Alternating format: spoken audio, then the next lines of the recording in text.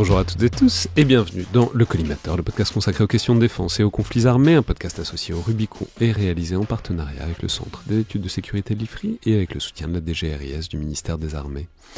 Je suis Alexandre Jublin et aujourd'hui pour parler des États-Unis et de l'évolution de la présidence de Donald Trump, j'ai le plaisir de recevoir Corentin Célin, historien, enseignant en classe préparatoire, spécialiste des États-Unis, sur lesquels vous avez notamment en 2018 publié un Atlante, les États-Unis et le monde. C'est toujours, pour ceux qui ne connaissent pas, c'est toujours une sorte de consécration pour un historien notamment de publier un Atlante, parce que ça veut dire que tout le monde vous lit dans une génération qui passe les concours de l'enseignement. Et surtout aussi chroniqueur de l'actualité américaine pour l'excellent site lesjours.fr, plus généralement sur les réseaux sociaux et notamment Twitter, où vous êtes fait connaître depuis des années et particulièrement pendant le premier mandat de Trump comme l'un de ses commentateurs les plus distingués. Donc bonjour, merci d'être là et bienvenue dans Le Collimateur. Merci. Alors, il y a du boulot. Je peux dire, on avait prévu de faire cette émission il y a quelques semaines maintenant, on se connaît pas personnellement, mais on se suit sur divers canaux, et ça faisait longtemps déjà que je vous avais proposé de venir faire une émission, et là, il y a quelques semaines, vous m'avez dit que vous pensiez qu'il y avait la matière pour en faire un épisode, pas seulement sur la politique étrangère trumpienne, même si c'est l'un de vos sujets de prédilection, on l'aura compris, mais aussi sur la dérive autoritaire de Trump et le retour de ce que vous m'avez décrit comme la présidence impériale. On reviendra évidemment sur tout ça. Et évidemment, c'est un thème qui est au cœur des centres d'intérêt du Collimateur. On en parle régulièrement avec Tara Varma, qui nous raconte les choses depuis Washington. Mais même au-delà, ça influe sur les actions, au-delà des actions militaires et diplomatiques directes de l'administration Trump, évidemment que ce qui est en train de se passer dans l'évolution politique des États-Unis est un fait stratégique majeur pour les alliances et plus généralement pour la sécurité française et européenne, parce que quand on est dans une alliance dominée par un pays, ça a quand même vaguement de l'importance qu'il soit démocratique et libéral, ou au contraire autoritaire, voire dictatorial, on en reparlera.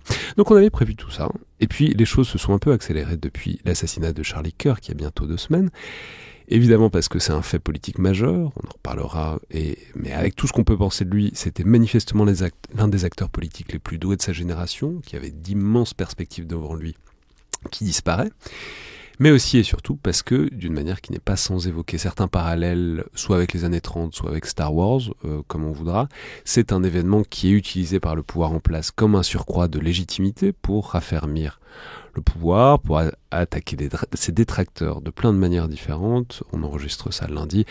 Hier soir, c'était le grand rallye pour Charlie Kirk, avec un certain nombre de discours qui sont quand même, notamment celui de Stephen Miller, qui est quelque part entre Torquemada et Goebbels, parce qu'il y a vraiment à la fois des trucs de guerre sainte, guerre sacrée, et enfin bon, c'est très très frappant quoi de voir la rhétorique qui a été adoptée hier, et je pense que c'est important de la prendre au sérieux.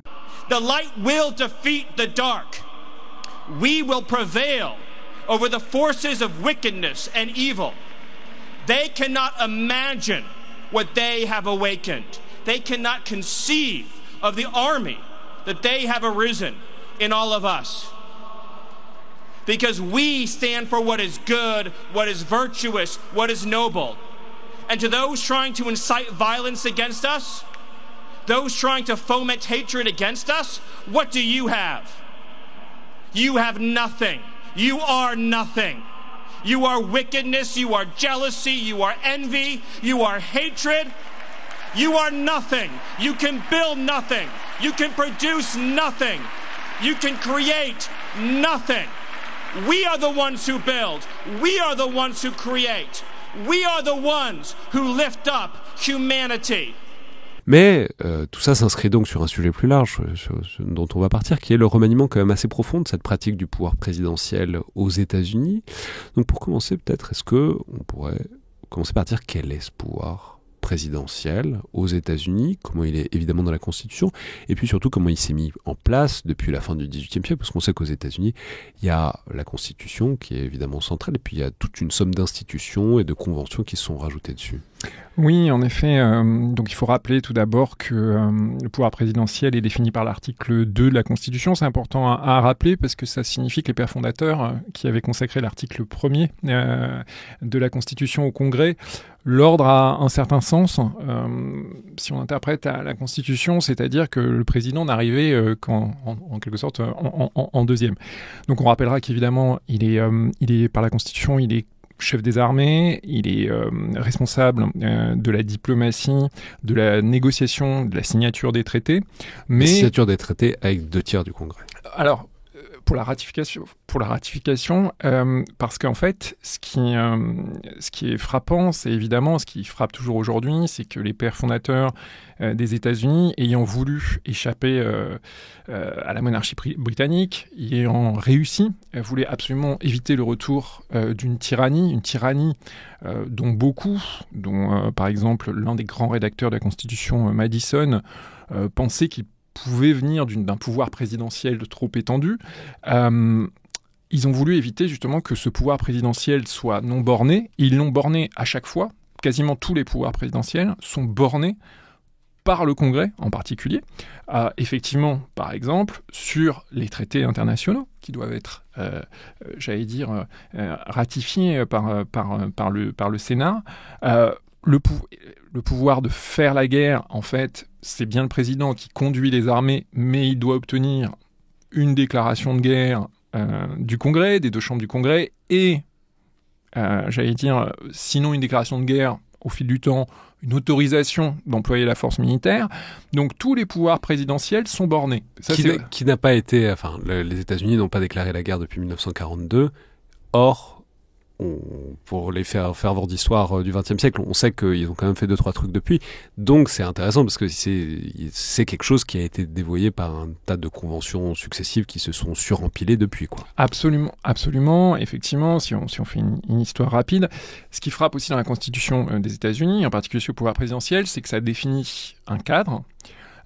Et qu'ils avaient laissé beaucoup de trous, de blancs dans le cadre, en particulier parce qu'il ne faut jamais oublier que le premier président, il était évident à partir du moment où la Constitution était adoptée que ce serait George Washington, parce que c'était le chef incontestable de la révolution, de la guerre contre les Britanniques, et donc un peu charge à Washington de remplir les cases. Alors on se souvient par exemple que c'est Washington qui, de sa propre décision, décide à la fin de son 2e mandat qu'il n'est pas bon d'en faire un 3e, et il fixe ainsi un précédent qui dure presque 150 ans, jusqu'à Franklin Roosevelt, mais quelque chose qui n'est pas dans la Constitution à l'époque. Ce sera rajouté ensuite par le 22e amendement. Mais donc on voit bien qu'il y avait l'idée, la pratique présidentielle enrichira la Constitution qui restait quand même, plutôt souple.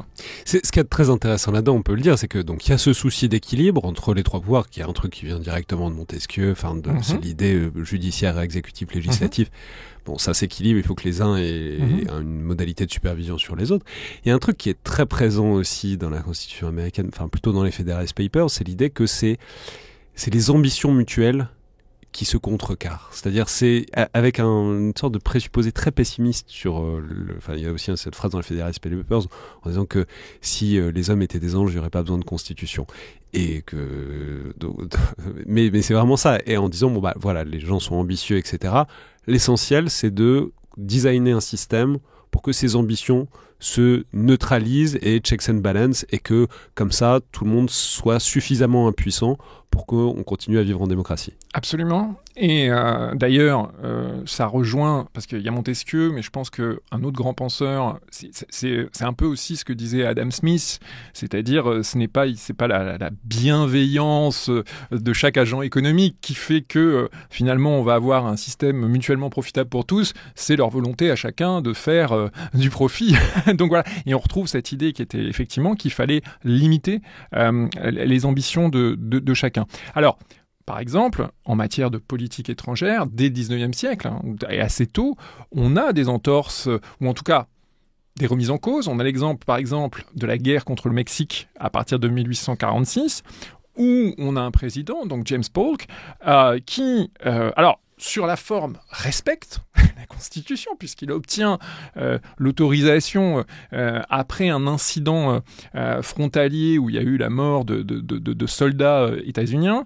Il obtient l'autorisation du Congrès de faire la guerre, sauf qu'en fait, il apparaît très clairement qu'il a suscité grandement cet incident frontalier, puisque c'était lui qui avait envoyé un corps expéditionnaire, commandé d'ailleurs par un autre futur président, le général Zachary Taylor, et il a suscité l'incident de sorte que le Congrès n'avait pas d'autre choix, en quelque sorte, que de l'autoriser ensuite à faire la guerre au Mexique.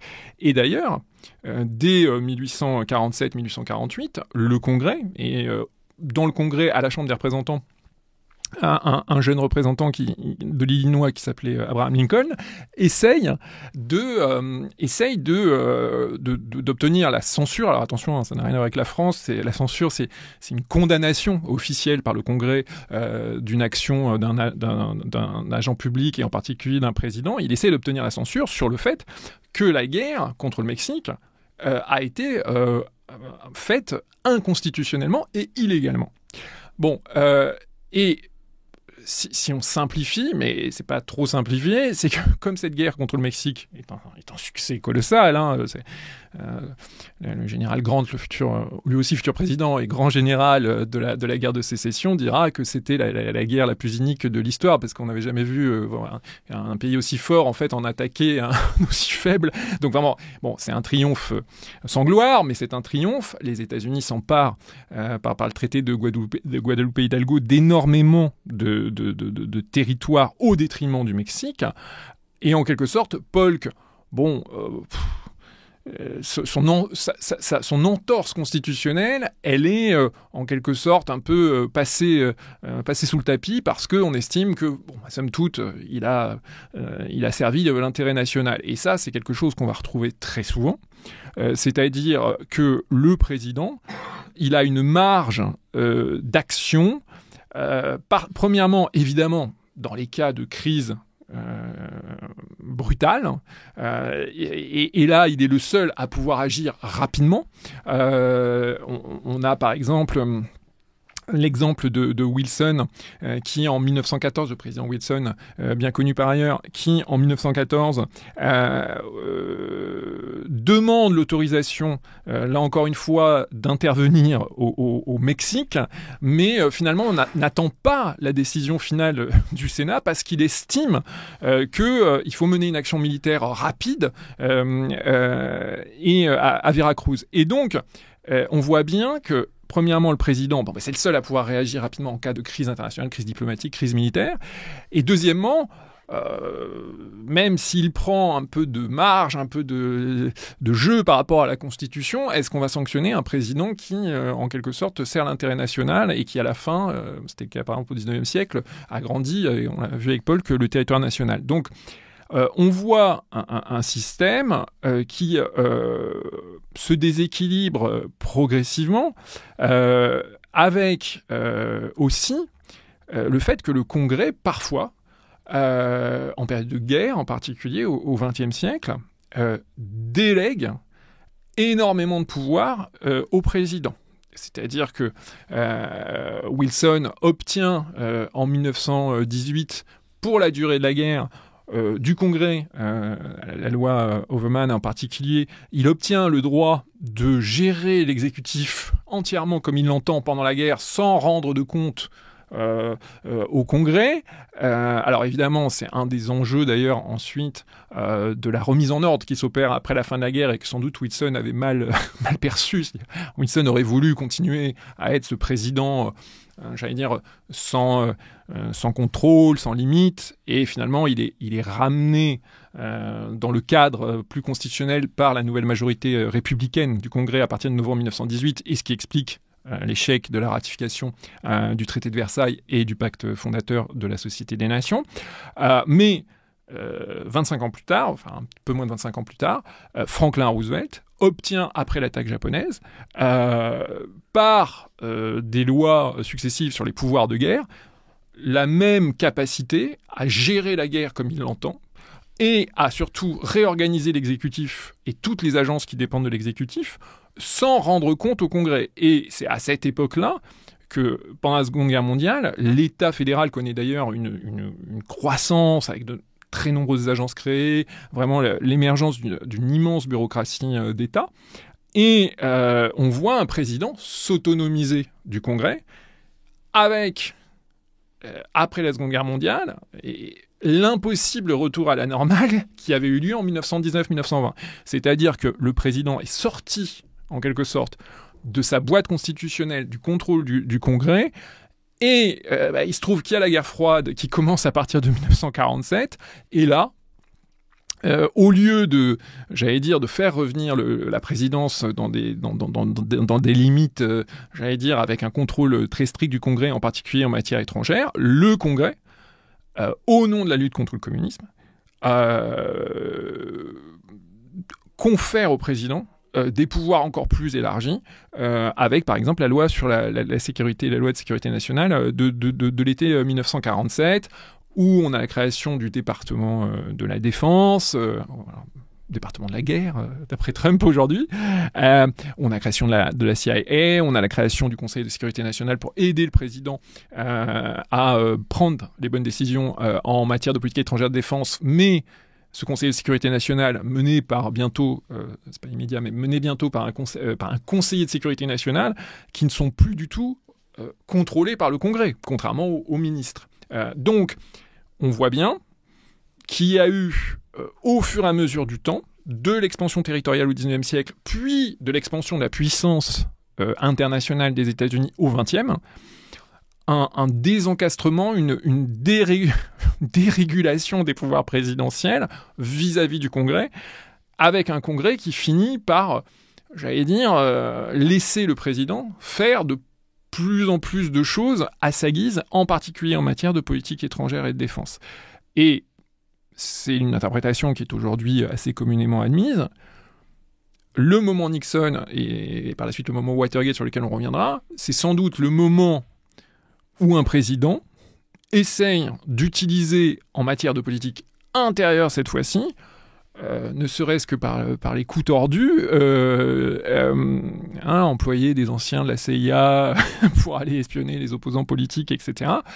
On voit bien comment un président tout-puissant en matière de politique étrangère et de défense peut être tenté d'utiliser ses pouvoirs extrêmement élargis en matière de politique intérieure. Et c'est ce qui est aussi en jugement au moment du dévoilement du scandale du Watergate à partir de 1973. Mais par ailleurs, c'est toujours intéressant parce qu'effectivement, il y a cette espèce de double temporalité, de double référentiel aux États-Unis entre un référentiel imaginaire. Ils pensent tous vivre à la fin du XVIIIe siècle. Enfin, je veux dire, le boulot de la Cour suprême, etc., c'est toujours d'interpréter, de faire une sorte d'immense psychanalyse de ce que les pères fondateurs voulaient, pensaient, et que penseraient-ils s'ils étaient là aujourd'hui. Et il y a ce référentiel, fantasmé notamment pour les républicains, et le deuxième référentiel qui est celui de la sortie de la Seconde Guerre mondiale et de l'État américain tel qu'il se crée et tel qu'il se constitue vraiment à ce moment-là, qui est moins dans le délire des 13 colonies où on va rester chacun dans notre coin. Et c'est la coalescence, enfin, c'est la rencontre de ces deux choses-là qui provoque des trucs très très contradictoires, notamment chez les républicains aujourd'hui, qui sont à la fois dans un fantasme du gouvernement local décentralisé et en même temps dans la pure exaltation de ce pouvoir présidentiel aussi, puisqu'il est de leur côté. Mais on y reviendra. Effectivement, le moment Nixon, c'est une sorte d'apogée, parce que tout le monde le dit, alors c'est encore une demi-psychanalyse de comptoir, mais que Nixon était absolument obsédé par le pouvoir absolu, par concentrer tout ça. Il a mis très longtemps à devenir président, et une fois qu'il l'a été, il voulait le rester particulièrement. Et le scandale Watergate, on va pas revenir dans les détails, mais pour ceux qui ont envie, on peut revoir Les Hommes du Président, puisque Robert Redford est mort récemment, ça se fait très agréablement, qui montre très bien l'enjeu. L'enjeu du Watergate, c'est pas tant est-ce qu'il leur a dit d'aller dans le bâtiment ou pas. L'enjeu, c'est Nixon étant un psychopathe, il enregistrait tout dans son bureau, et à un moment, pour tirer l'affaire au clair, ça s'est su qu'il enregistrait tout dans son bureau, donc un certain nombre de procureurs spéciaux ont exigé qu'il donne les bandes, et il a refusé, et puis il a viré des gens, etc. Mais donc à ce moment-là, vient se mettre en place une sorte de nouvelle convention, nouvelle décence, nouvelle norme sur ce que peut le président ou ce que ne peut pas le président. Donc peut-être expliquez-nous comment est-ce qu'il y a un nouveau dispositif de containment, appelons ça, du pouvoir du président qui se met en place à ce moment-là. J'aime bien le terme de containment parce que c'est absolument ça. Alors, il faut rappeler tout d'abord que se met en place, du moins le croit-on, parce que c'est peut-être une lecture hâtive, un nouveau cadre juridique En effet, cette affaire du Watergate et le refus de Nixon de livrer les bandes se termine devant la Cour suprême, qui, à l'unanimité, en juillet 1974, conclut que le président Nixon, pour les besoins de l'enquête, doit remettre à la justice les bandes manquantes. Bon. Et il se trouve, tout le monde connaît l'histoire, que parmi ces bandes manquantes, il y a celle du 23 juin 1972, on peut aller l'écouter sur Internet, c'est toujours absolument délicieux, où Nixon, parce qu'il faut bien rappeler que c'est ça qui lui est reproché, demande à son principal conseiller, donc Haldeman, de faire en sorte que la CIA entrave l'enquête du FBI sur le cambriolage du Watergate. Autrement dit, le président, dans ses propres mots, et on l'entend, fait obstruction à la justice et à une enquête fédérale. Mais ce qui est intéressant, c'est qu'on voit bien qu'il demande, justement, je reviens sur moi, il demande à la CIA, donc c'est vraiment, on voit un président tout-puissant en politique étrangère qui se sert d'une agence qui théoriquement est réservée au renseignement et à l'analyse en politique étrangère et de défense, d'intervenir dans le champ vraiment de la politique intérieure. Donc on voit bien ça. Bon, et là, cet arrêt donc de la Cour suprême USA versus Nixon a été célébré, et pendant un demi-siècle, comme la grande victoire des contre-pouvoirs, la grande victoire du contrôle présidentiel par les contre-pouvoirs, et a légué, en même temps que d'ailleurs je pense le film des Hommes du Président, une forme de mythologie dans laquelle ma génération a baigné, c'est-à-dire la mythologie d'une démocratie vraiment états-unienne où les contre-pouvoirs étaient très forts, où vraiment où le pouvoir très élargi du président pouvait être bridé, sauf que c'était oublier deux choses qui me paraissent très importantes avant de continuer. Dans ce même arrêt, la Cour suprême reconnaissait une des revendications de Nixon et de ses avocats, c'est-à-dire, et pour la première fois reconnaissait, qu'il y avait pour un président un privilège de l'exécutif. C'est-à-dire que ce privilège de l'exécutif qui avait été pour la première fois affirmé par le président Jefferson au XIXe siècle, et qui est pour le président le fait de dire « j'ai le droit de ne pas communiquer, que ce soit au Congrès ou à la justice, certaines de mes communications avec mes conseillers, j'ai le droit de retenir certains documents, parce que si je vous les livrais, ça m'entraverait dans le plein exercice de mes fonctions présidentielles telles qu'elles sont définies dans l'article 2. Donc ce qui est intéressant, c'est que c'est déjà cet arrêt de la Cour suprême dont on dit toujours qu'il est vraiment le grand succès des contre-pouvoirs, en même temps, il met un premier pied dans la porte en disant « Oui, le président, il a quand même un privilège d'exécutif dont il faudra à chaque fois mesurer ce qui est le plus important entre le privilège d'exécutif et les besoins de la justice ou les besoins du contrôle parlementaire. » Bon. Nixon démissionne à la suite de ça, parce que ça devient intenable, évidemment. C'est le fameux smoking gun. Une fois qu'on écoute cette fameuse bande, bon, il est fait. Mais on oublie une autre chose très importante, c'est que, parce que face à lui, il a une chambre et un Sénat à très forte majorité démocrate.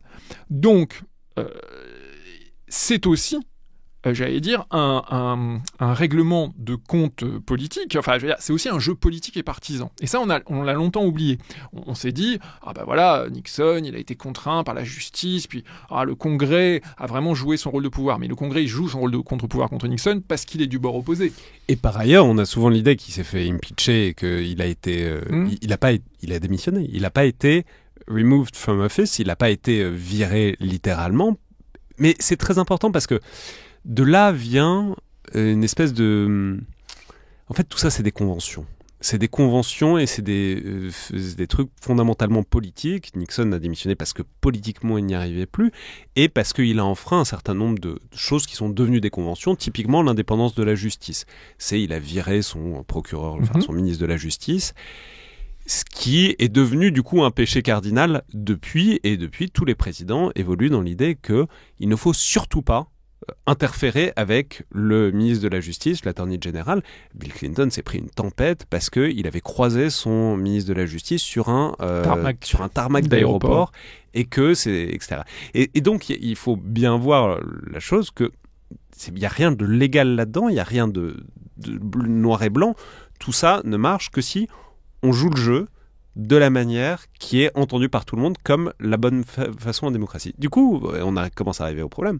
S'il y a un mec qui dit qu'il s'en fout, qui veut pas jouer le jeu, et qui dit par ailleurs que Nixon a eu bien tort à la fois d'enregistrer tout, et puis surtout de lâcher l'affaire, ergo Donald Trump, donc Donald Trump, ça marche plus. Exactement. Et donc effectivement, si on part de une fois qu'on a rappelé que c'était dans un cadre juridique pas si favorable que ça au contre-pouvoir et dans un cadre politique où Nixon il avait face à lui des opposants politiques. Une fois qu'on a dit ça, effectivement, ce qui marque ensuite toute cette période post-démission de Nixon en août 1974, c'est la volonté de mettre en place de nouvelles règles, mais des règles qui sont des règles de bienséance et qui ne fonctionnent effectivement que si chacun joue le jeu de la démocratie libérale et le jeu des contre-pouvoirs. Exemple typique, en 1979, le ministre de la Justice, donc l'Attorney General, qui est un poste éminemment problématique, puisqu'il est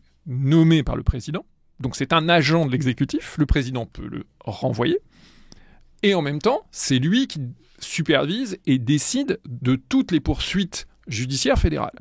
Donc évidemment, ça pose un énorme problème. Et puisque le pouvoir judiciaire est censé être plus ou moins indépendant, même s'il y a toujours dans toutes les démocraties une connexion plus ou moins problématique. En France, c'est le parquet. Enfin, la connexion existe toujours, elle est toujours problématique, mais là, elle l'est particulièrement. Elle l'est particulièrement, et on se souvient que, John Kennedy n'avait pas hésité à nommer son propre frère comme ministre de la Justice. Donc ce qui n'était pas peut-être la meilleure garantie d'indépendance. Donc, après le Watergate, on se dit, faisons mieux. Il y a vraiment cette idée de faire mieux, de construire une meilleure démocratie. Et en 1979, le ministère de la Justice, mené par Civiletti, donc qui était l'Attorney General à l'époque de Jimmy Carter, président, on le sait, très idéaliste, qui est le président de l'après-Watergate, et Civiletti codifie, édicte, comment ça doit fonctionner entre la Maison-Blanche et le ministère de la Justice en termes de transmission d'informations. Globalement, 2 principes. Très peu de gens, c'est-à-dire en gros le président, le vice-président, un conseiller justice, et de l'autre côté, le ministre de la Justice lui-même, son principal adjoint, et l'équivalent du responsable des poursuites. Seules 2-3 personnes dans chaque institution peuvent communiquer l'un avec l'autre. Elles doivent le faire par des canaux uniquement officiels. Et le principe, mais qu'on retrouve effectivement dans d'autres démocraties, c'est que le président s'abstiendra de se mêler et de discuter de toute poursuite individuelle, c'est-à-dire sur un cas précis, une affaire, une poursuite, évidemment, pour éviter tout soupçon de connivence politique. Et ces règles, bon an, mal an, ce qui est très intéressant, c'est que pendant 40 ans, elles sont reprises, amendées, elles seront reprises d'ailleurs sous George Bush Jr. À la fin, elles seront recodifiées par le ministère de la Justice de George Bush Jr., toujours avec à peu près les règles que je viens d'énoncer, pour établir une véritable muraille de Chine entre la Maison-Blanche et le ministère de la Justice et l'Attorney General à sa tête, en ce qui concerne les poursuites judiciaires individuelles. Évidemment, le président a son mot à dire et il doit discuter avec son ministre de la Justice sur des politiques publiques générales, ça n'y a pas de problème, mais évidemment pas des poursuites judiciaires à mener. Et on voit là, à la fois, comment on a construit une sorte de cathédrale de normes effectivement très, très vertueuses, mais c'est une vertu qui suppose à chaque fois la bonne volonté de tous les acteurs. Et ce qui se passe, et c'est en tout cas moi l'hypothèse que je défends, ce qui se passe avec Donald Trump, c'est que dès son premier mandat, on a quelqu'un qui arrive au pouvoir et qui dit cette phrase mémorable, « Je fais ce que je veux avec le ministère de la Justice ». Il a cette phrase, « Je fais ce que je veux avec le ministère de la Justice ». Bon. Pourquoi ? Alors déjà, il faut rappeler, ça peut paraître anecdotique, pour moi ça l'est pas, que Trump est un grand admirateur de Nixon, avec qui il a entretenu une correspondance durant les années 1980, très trumpienne d'ailleurs, dans laquelle il n'hésitait pas, il ne lésinait pas en flagorneries diverses et variées. Et il y a cette idée, effectivement, selon lui, que le président, le ministre de la Justice est un agent nommé par le président, et donc il doit obéir au président, et au diable les convenances. Et je crois que c'est quelque chose de très important, c'est que Donald Trump arrive dans un cadre présidentiel qui avait déjà été un petit peu réimpérialisé depuis le Watergate. C'est-à-dire que depuis le Watergate et ses mesures, ces lois qui avaient été prises, par exemple, prenons un autre exemple. Après le Watergate, on se pose la question, on se dit, Nixon, il a finalement été obligé de démissionner, mais il n'a pas hésité à faire virer un procureur spécial en virant, vous le rappeliez, 2 de ses ministres de la Justice avant de trouver un 3e intérimaire, le fameux Robert Bork, qui plus tard sera nommé en vain par Reagan à la Cour suprême. Donc Nixon vire 2 ministres de la Justice le même samedi soir, et puis il trouve Bork pour lui signer la démise, le retrait du premier procureur spécial. Et donc après, on se dit, bon, finalement ça a marché parce que... Ce qu'on appelle le Saturday Night Massacre. Voilà, le massacre du samedi soir. Bon, on se dit, bon, finalement ça a marché parce que Nixon, parce qu'il avait une chambre démocrate et un Sénat démocrate, il a été contraint de faire renommer par son nouveau ministre de la Justice titulaire un nouveau procureur spécial, Jaworski a remplacé Cox. Mais le problème, après le Watergate, on s'est dit, comment faire pour qu'on puisse plus avoir ces tentatives-là? Et on a dit, 1978, on crée par la loi, le Congrès crée par la loi, un statut de procureur indépendant. Procureur indépendant qui dépend toujours du ministre de la Justice, certes, mais qui dispose, une fois qu'il est nommé, de moyens illimités, et la seule condition, c'est qu'il doit rendre compte au ministre de la Justice, mais il n'est pas, le ministre de la Justice ne peut pas le renvoyer, sauf à donner des motifs et à se justifier devant le Congrès. Donc voilà un procureur extrêmement indépendant dont le statut est défini en 1978 pour enquêter, justement, dans les affaires où le président ou un haut agent de l'exécutif ou quelqu'un de sa famille est compromis et suspecté, pour pouvoir enquêter, comme son nom l'indique, en toute indépendance. C'est comme ça qu'on aura un procureur indépendant sur l'Iran Gate, le procureur indépendant Walsh, et c'est là, on aura le fameux procureur indépendant Starr sur les affaires immobilières Whitewater en Arkansas des Clinton, et on le sait, cette enquête dérivera pour s'intéresser aux frasques de Clinton en matière privée. Bon, mais ce qui est intéressant, c'est que ce statut du procureur indépendant n'a pas été, puisqu'il était pour un temps donné, il n'était pas, c'était une loi qui était bornée dans le temps, il n'a pas été renouvelé à partir de 1999. Les 2 parties n'ont pas souhaité le renouveler, et donc on s'est retrouvé, on voit bien comment on revenait déjà à rogner sur certains acquis du Watergate. Et Trump, lui, il arrive justement avec une présidence qui dispose toujours de très vastes pouvoirs, des mécanismes, mais qui sont essentiellement des mécanismes de contrôle fondés sur la bonne volonté. Dès sa candidature, je prends toujours cet exemple, depuis le Watergate, la tradition avait été établie que pour répondre au rôle nouveau d'examen de la presse, le fameux nouveau contre-pouvoir qui oblige les candidats puis le président à la transparence, depuis 1976, tous les candidats présidentiels des 2 grands partis présenter leur déclaration d'impôt, toute leur histoire fiscale à la presse et donc au public. En 2016, Trump il dit « Non, je peux pas ». Alors il peut pas, je ne sais pas si vous vous en souvenez, c'était un peu que je ne peux pas parce qu'en fait il avait un audit, soi-disant un audit fiscal, donc il ne pouvait pas, vous comprenez, il ne pouvait pas, etc. Et là on s'est aperçu dès sa candidature voilà un homme qui ne voulait pas jouer les règles de bienséance établies après le Watergate. Et on fait quoi à ce moment-là ? Mais alors, ce qui est très intéressant là-dedans, c'est que j'écoutais récemment un podcast du New York Times de Drake-Line avec Ben Shapiro. Ben Shapiro qui est quelqu'un... la discussion est fascinante. C'est un idéologue de droite, d'extrême droite du Parti républicain qui n'a pas tout à fait la place institutionnelle qu'avait Charlie Kirk, mais quand même extrêmement important. Et je suis d'accord avec rien, mais par contre, c'est un témoin intéressant d'un moment où... Parce que, en fait, le problème, c'est pourquoi est-ce que les républicains sont mis à arrêter de jouer le jeu de la bienséance ? Et... la thèse de Ben Shapiro, qui a vécu ça de l'intérieur, c'est de dire que tout ça vient d'Obama. Pas pour dire que Obama a cassé beaucoup de barrière, parce qu'il était extrêmement populaire et il était extrêmement doué. C'est une présidence très très exceptionnelle à plein d'égards. Mais pour dire que les républicains ont eu cette impression-là, que quelque chose changeait pour toujours avec Obama, qu'ils n'avaient plus rien, ils n'avaient plus les mêmes moyens, les mêmes pressions, parce qu'il y avait cette espèce de puissance politique qui emportait les garde-fous qu'ils pensaient pouvoir mettre, et que du coup, leur réponse a été de tenter tout et n'importe quoi, et donc de tenter Donald Trump, et que c'est comme ça, au fond, qu'ils en arrivent avec ce truc de... Les républicains ont été les gardiens du temple pendant 40 ans de ce statu quo, et maintenant, c'est ceux qui le détruisent au pied de biche et au marteau-piqueur. Et il y a un truc intéressant là-dedans, de dire que Trump arrive en séquence et que, dans une certaine mesure, ce cadre institutionnel d'establishment extrêmement corseté, etc., a quand même déjà commencé à être déséquilibré globalement par Barack Obama et par la fin de la présidence Trump, qui marque la fin de quelque chose déjà. Oui, alors certains républicains, peut-être plus vieux que Shapiro, font même remonter ça, j'y faisais allusion, il y a une sorte de continuum.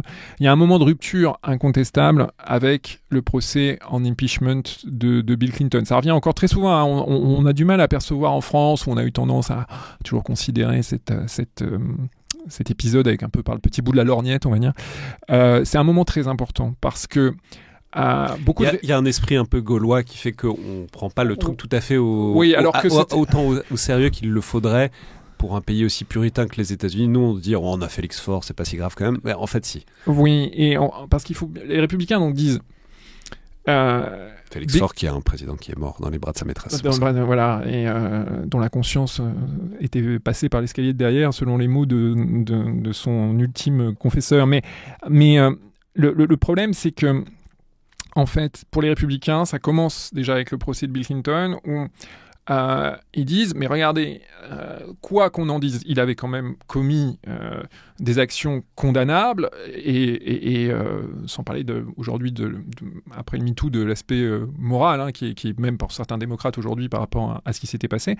Et ils disent, et vous l'avez protégé parce qu'il était de votre parti. Et donc, il y a un peu cette idée, vous n'avez pas joué le jeu du bipartisme, de la cohésion bipartisane sur des valeurs communes, et à partir de ce moment-là, mais les démocrates, sur quoi les démocrates répondent, mais oui, mais c'est vous qui aviez commencé, parce qu'en 1994, avec Gingrich, vous êtes passé à une droite radicale, complètement hostile aux démocrates, etc. Donc on se renvoie la balle. Effectivement, là-dessus, la présidence Obama marque un nouvel épisode, et pour être précis, en particulier avec toute la controverse qu'il y a eu entre le ministre de la Justice de Barack Obama, donc Eric Holder, et le Congrès, puisqu'il a refusé de comparaître devant le Congrès. Il a été donc il y a eu cette idée que Obama se comportait comme un président impérial, et à partir de là, et on voit ça encore aujourd'hui, on se rejette la faute l'un sur l'autre. C'est l'autre qui a commencé. On le voit par exemple sur quelque chose de très intéressant, c'est que pendant très longtemps, les nominations judiciaires, les nominations de juges qui sont faites par le président mais doivent être approuvées par le Sénat, les nominations également d'ambassadeurs, de hauts fonctionnaires, étaient pendant longtemps soumis à une forme de consensus bipartisan, avec l'idée que, comme les lois, on devait avoir une super majorité de 60 sénateurs pour la validation, de sorte d'avoir ce qui supposait d'avoir au moins un minimum de consensus bipartisan. Et progressivement, cela a été comme... Là encore, ce ne sont que des règles du Sénat, hein. Ce n'est absolument rien. Ce sont des règles du Sénat, donc ils peuvent être modifiés par le Sénat lui-même. En fait, à partir de 2013, tour à tour, les démocrates et les républicains, pour aller plus vite par rapport au blocage de l'autre parti, suppriment ces règles. C'est ce qu'on appelle l'option nucléaire, c'est-à-dire qu'on supprime les super majorités qualifiées nécessaires pour l'approbation pour passer à la majorité simple.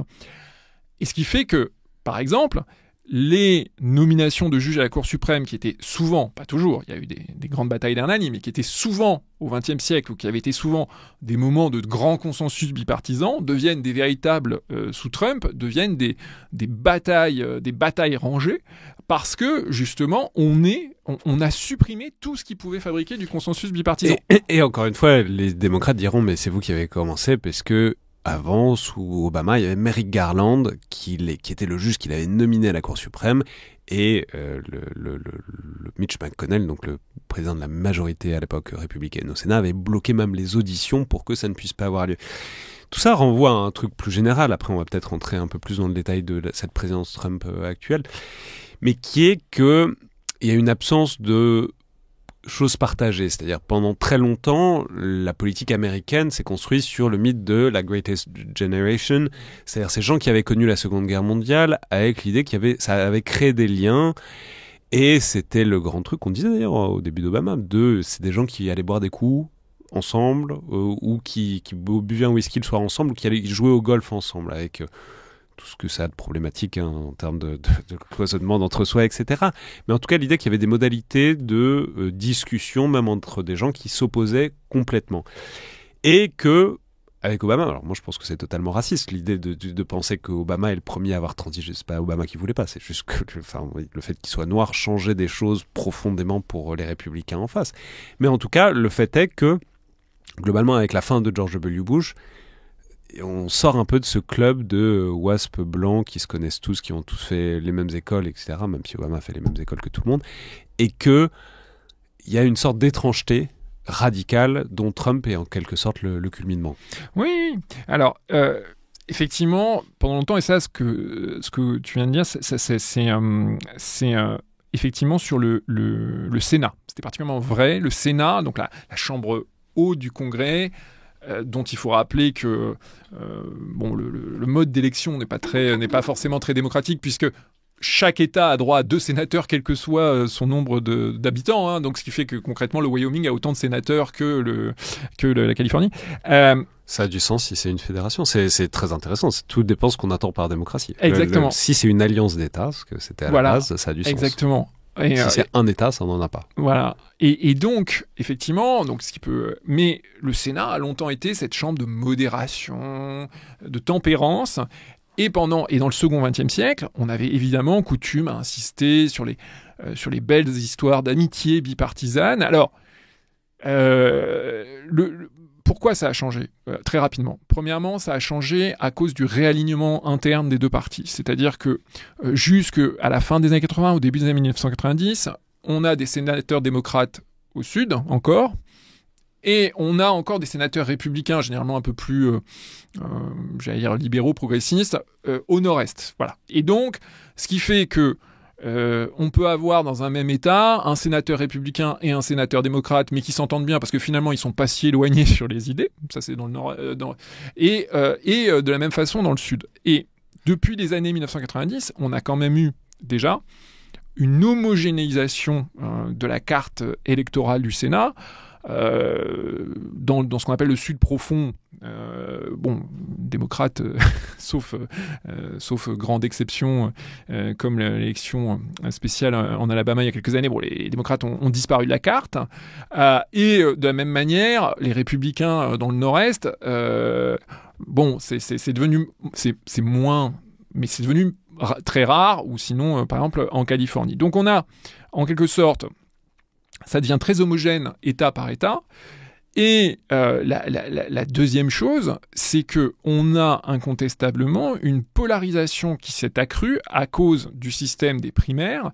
Il faut rappeler que le système des primaires, donc, qui se généralise pour la présidentielle en 1972 et qui devient aussi la norme pour toutes les élections sénatoriales, fait que vous devez d'abord l'emporter auprès des sympathisants du parti. Donc, il vaut mieux être dans ce cas-là. Ça favorise toujours plutôt ceux qui sont un peu plus radicaux. Et ensuite, vous pouvez l'emporter à l'élection générale. Donc, ce qui fait qu'on a 2 partis dont les centres de gravité politique se sont éloignés. Et ça, c'est particulièrement vrai en 1990-2000. Il y a de moins en moins de républicains modérés, ce qu'on appelait autrefois les républicains Rockefeller du Nord-Est. Et d'ailleurs, de manière très intéressante, à propos d'Obama, un des grands moments de la présidence Obama première période, c'est quand il arrive à faire basculer dans le camp démocrate le sénateur républicain de Pennsylvanie, donc du Nord-Est, Arlen Specter, qui change de camp. Et on voit bien donc là comment se fait une forme d'homogénéisation interne des options idéologiques des sénateurs, mais au détriment des passerelles qui pouvaient être dressées entre les uns et les autres.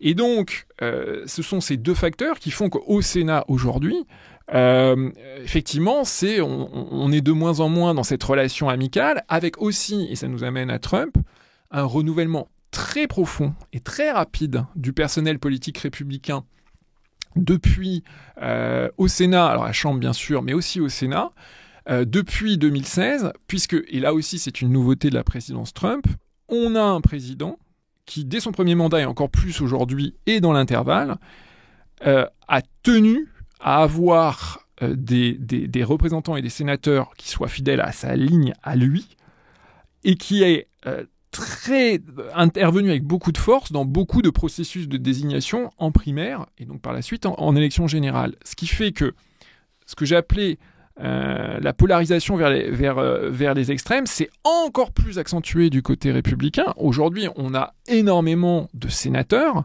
et on l'a vu, tu évoquais McConnell.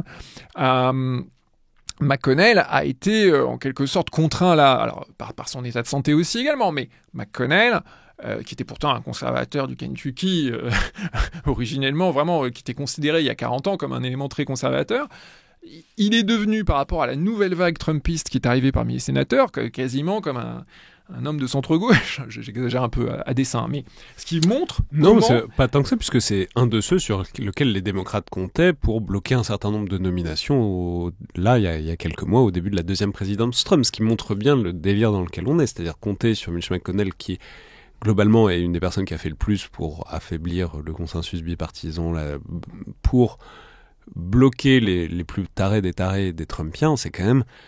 ça dit l'absence de levier, et surtout le fait que tous les autres, donc les 47 autres sénateurs républicains, n'ont aucune colonne vertébrale idéologique, si ce n'est la fidélité à Donald Trump, parce qu'ils ont peur notamment des primaires. Oui, et puis certains sont eux-mêmes des idéologues, et c'est en ça que je disais que cela a changé. On peut penser au sénateur du Missouri, Josh Hawley, qui est vraiment un idéologue. Alors, par exemple, c'est un homme, on se souvient, qui avait fait qui avait fait des déclarations plus qu'ambiguës sur les insurgés du Capitole, et qui avait montré des signes de sympathie avec les insurgés du Capitole, qui est un théoricien du retour de la masculinité blanche qu'il faut défendre, et qui cherche à incarner lui-même, et qui n'a pas hésité, lui, déjà, à dire, bon, s'il y a des libéraux progressistes qui habitent des États conservateurs, s'ils sont pas contents, ils n'ont qu'à déménager ailleurs. Bon, ce qui quand même ouvre la porte à des choses un peu inquiétantes. Donc on a vraiment du côté républicain au Sénat, vraiment on a eu avec Trump l'accélération de cette polarisation, et qui amène la fin des passerelles de consensus. Mais ce qui renvoie à un truc qui est le dispositif complètement exceptionnel de Donald Trump, c'est le temps extrêmement long sur lequel il s'insère. C'est-à-dire la première présidence Trump, il a tous ses tempéraments antidémocratiques, mais il a été obligé de s'entourer de membres de l'establishment républicain, sécuritaire, etc., général, parce qu'il avait plein de généraux autour de lui. Et là, il y a cette traversée du désert, donc de 4 ans, où il est poursuivi pour un certain nombre de trucs, etc., mais où il y a vraiment une entreprise de mise en place d'un certain nombre de choses. On sait que Stephen Miller le suit et il prépare plein de choses. Il y a la Heritage Foundation qui prépare plein de candidats pour remplir toutes les positions si jamais Trump revient au pouvoir. Et que donc on arrive à ce dispositif très exceptionnel que, en fait, ça se met pas sur 8 ans, comme la plupart des présidents, et ensuite c'est fini, bon, le type reviendra plus, donc on passe à autre chose. Ça se passe sur 12 ans, avec en plus cette espèce de point d'interrogation de ce qu'il voudra en faire plus, etc. Voilà, c'est vraiment un changement complet de personnel et de logiciel du Parti républicain qui se fait sur le très long terme, de manière inhabituelle, quoi. Absolument, et à ce titre, aujourd'hui, on peut faire l'hypothèse que la présidence Trump 1 de 2017 à 2021 a été un brouillon. Ça apparaît comme une forme de brouillon, d'ébauche, d'esquisse, dont il se sert aujourd'hui pour réaliser le projet final d'ensemble. Je m'explique. C'est vrai que il faut quand même se remettre, parce qu'on l'oublie souvent. Donc la victoire présidentielle de Donald Trump en 2016 est une surprise totale pour tous. C'est un président alors minoritaire, et très nettement minoritaire si on raisonne en voix, mais qui l'emporte grâce au système, qui était là aussi un contre-pouvoir voulu par les pères fondateurs, système de désignation indirecte par un collège de grands électeurs, mais tout en étant minoritaire, très nettement minoritaire en voix dans le pays. Et c'est un homme qui ne fait de la politique à l'époque de manière continue que depuis 1 an, qui ne dispose d'aucun relais dans le parti, qui n'a jamais, ça aussi c'est une grande nouveauté, Donald Trump, c'est le premier président qui il n'a jamais été élu ou jamais grand militaire, puisqu'on se souvient que il s'est fait exempter au Vietnam pour des motifs de corps aux pieds. Voilà, exactement, peu crédible. Donc, on a un homme qui arrive à sa propre surprise aussi. On sait aujourd'hui par les premiers livres d'histoire qui sortent, parce que ça fait déjà 10 ans, donc c'est déjà l'histoire immédiate. On sait qu'il est complètement surpris, qu'il ne sait pas comment faire. Et donc, il n'a pas d'autre ressource que de se tourner vers le parti qui est à l'époque contrôlé, on va dire, par les restes des élites du second mandat Bush. Et c'est comme ça, par exemple, qu'en matière de politique étrangère et de défense, après quelques essais infructueux, il choisit Bolton. Bolton qui est vraiment emblématique d'une certaine forme de néoconservatisme républicain traditionnel, et qui était quand même, il faut le rappeler, par un homme qui était considéré la décennie précédente extrêmement à droite, parce qu'aujourd'hui on a tendance à faire de Bolton le champion de la résistance contre Trump. C'est là aussi où on voit Bolton, il y a 20 ans, sa nomination comme ambassadeur à l'époque à l'ONU par George W. Bush avait fait l'objet d'un débat national extrêmement intense. Bon, ce que je veux dire là, c'est que donc Trump est obligé de s'entourer de personnes qu'il ne connaît pas, qui ne partagent pas ces options, parce que ces options, ça, il faut toujours le dire, en matière en particulier de politique étrangère et de défense, elles sont connues depuis assez longtemps, et elles n'ont pas varié. Il les a présentées en particulier en 1987, de retour de son premier voyage à Moscou, sous la forme de publicités achetées dans des grands journaux. Quelles sont-elles ? Assez des alliés, alors à l'époque, il cible surtout le Japon et la Corée du Sud, assez des alliés qui profitent du parapluie de défense américain et qui deviennent des rivaux commerciaux, donc qui en quelque sorte, selon Trump, ça c'est vraiment son idée, sont des sangsues sur la puissance américaine. Et deuxièmement, l'idée que il faut se méfier des alliances, de ces alliances, parce que précisément elles coûtent cher et que les États-Unis doivent, se préoccuper. Et à l'époque, il est déjà très obsédé par le déficit commercial, que lui interprète comme l'idée que les États-Unis se font, excusez-moi l'expression, arnaquer dans le libre-échange. Bon, donc ça c'est vraiment ses idées fortes. Mais il y a personne qui les partage, ou presque, dans le Parti républicain en 2007-2017. Donc il est obligé de faire un premier mandat avec des gens qu'il ne connaît pas et qui ne partagent pas vraiment ses idées. Alors ça, on le sait maintenant, ça coince, mais ça coince de manière... Alors après évidemment, c'est le témoignage de Bolton et aussi de Fiona Hill qui était là au Conseil de sécurité nationale, donc sous l'autorité de Bolton, qui était la spécialiste des affaires russes. On sait par exemple que Trump, un jour, a voulu quitter l'OTAN. Bon, il a voulu quitter l'OTAN, donc bon, il y a les récits de Bolton et Fiona Hill qui expliquent qu'ils ont réussi à le circonvenir, mais c'est quasiment presque à l'empêcher de parler. Enfin bon, on est vraiment à la limite presque des pratiques un peu inconstitutionnelles. Pour le ramener à la raison. Donc voilà, on était vraiment dans cette tension. Et il faut bien le dire, Trump a très mal vécu c'était ce moment-là de son premier mandat. Et en quelque sorte, aujourd'hui, il y a un plus jamais ça. Et c'est ce qui a alimenté chez lui aussi, bon, il n'y avait peut-être pas besoin de grand-chose, mais l'idée qu'il y a eu un complot bureaucratique, le fameux Deep State, contre lui, un complot des sachants qui ont voulu l'empêcher d'exercer ce que lui appelle la volonté populaire. Et donc, à la fin de ce premier mandat, déjà, avant même l'insurrection du Capitole, très important, il commence à projeter, à la toute fin de son mandat, à l'hiver 2020, enfin fin 2020, il dit il va falloir changer le statut de certains fonctionnaires et hauts fonctionnaires de carrière qui ne sont pas nommés par le politique et qui forment cette bureaucratie ennemie, en particulier par exemple au Conseil de sécurité nationale, et changer leur statut pour les transformer en hauts fonctionnaires politiques, sous-entendu que je pourrais nommer et révoquer à discrétion. Mais là, on va y revenir parce que c'est toute sa relation avec l'administration. On peut juste, qui est extrêmement importante. Il est en train de se changer un truc majeur. On peut juste rester une seconde sur le Congrès, parce que donc c'est le contre-pouvoir absolu, normalement, puisque vous l'avez dit, c'est l'article 1 de la Constitution, hein, le président vient après. Et on peut dire, c'est là que c'est intéressant, c'est que c'est de l'abandon pur et simple de prérogatives, ce qui est en train de se passer. C'est-à-dire, par exemple, sur les tarifs, normalement, c'est le Congrès qui fait ça. Sur tout un tas de trucs de déclarer la guerre. Tout ça, c'est des choses qui sont sous le contrôle du Congrès.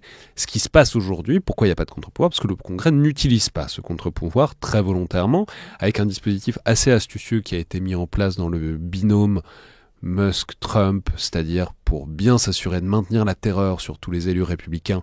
Musk a dit, alors après ils se sont brouillés, mais il avait dit qu'il financerait plein de primaires, de concurrents primaires, ce qui fait que tout le monde a très peur et que c'est très cadré, avec en plus une réelle légitimité démocratique de Trump. Ça fait 1 an qu'il a été élu, c'est pertinent et légitime. Mais donc là, on a vraiment, dans cet équilibre des pouvoirs, un abandon, puisque Trump fait des trucs complètement inédit, complètement inouï, par exemple de dire qu'il ne veut pas dépenser de l'argent que le Congrès a approprié, c'est totalement inconstitutionnel, mais il le fait, et en face, on a un Congrès avec une double majorité verrouillée qui dit « Ok ».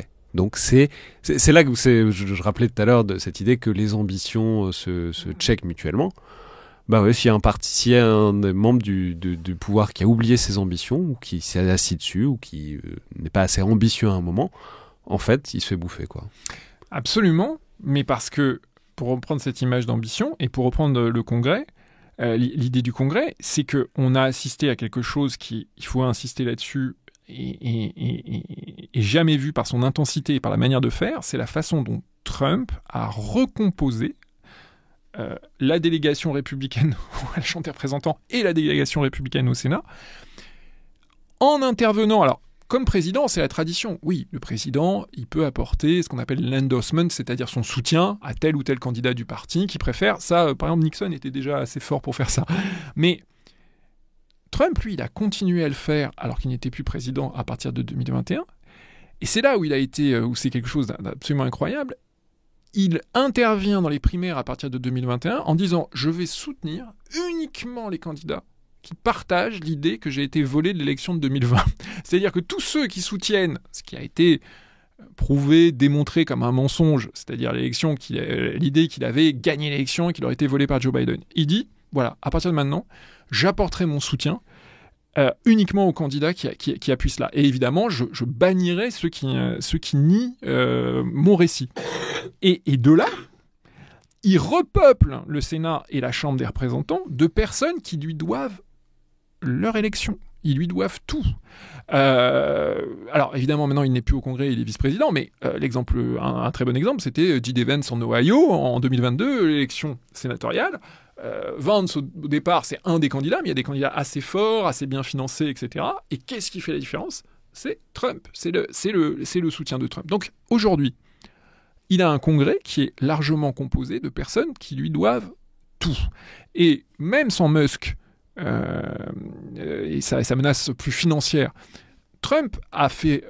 il gouverne par la terreur. Enfin, on évoquait Star Wars, c'est la terreur qui... Je veux dire, quand il a fait rouler dans la sciure la tête politique de Liz Cheney, la représentante du Wyoming, fille de l'ancien vice-président conservateur, lorsqu'il lui a mis dans les pattes en primaire en 2022 une candidate qui n'a gagné en primaire au Wyoming que par le soutien de Trump, et en désignant Liz Cheney comme une traître parce qu'elle avait participé à la commission d'enquête du Congrès sur l'insurrection du Capitole. Il a dit « Voilà ce qui vous attend.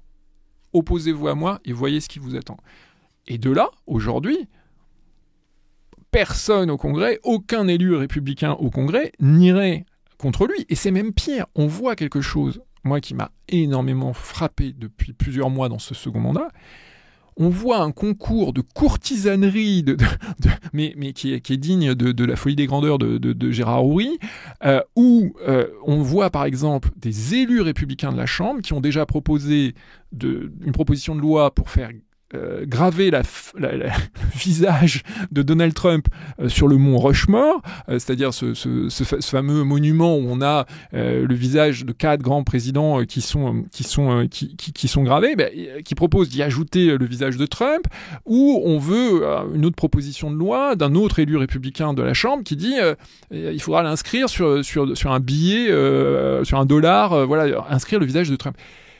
Alors c'est cocasse, ça fait rire, mais si on réfléchit bien, c'est pas si drôle que ça, parce que ça montre bien qu'on est dans un système où désormais ils sont complètement acquis au président, à qui ils doivent tout et qui ne manquent jamais d'occasion de lui rappeler. Et donc, c'est ce qu'on évoquait également, le Congrès en 1974, dans ces fameuses mesures Watergate, alors on n'était pas encore post-Watergate, on est au moment du Watergate avec un Nixon complètement affaibli, le Congrès avait fait voter une loi qui réaffirmait son autorité supérieure, l'Impound Control Act, ICA, la loi ICA, qui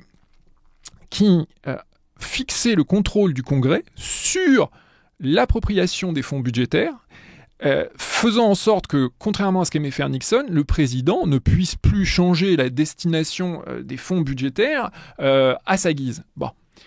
Eh bien, aujourd'hui, Trump, par décret présidentiel, fait exactement cela, c'est-à-dire qu'il a bloqué, il a gelé des milliards de dollars qui avaient été alloués par le Congrès, et pour l'instant, le Congrès à majorité républicaine ne bouge pas, alors que, factuellement, d'évidence, il viole une loi que le Congrès avait fait passer il y a 50 ans pour réaffirmer ses prérogatives.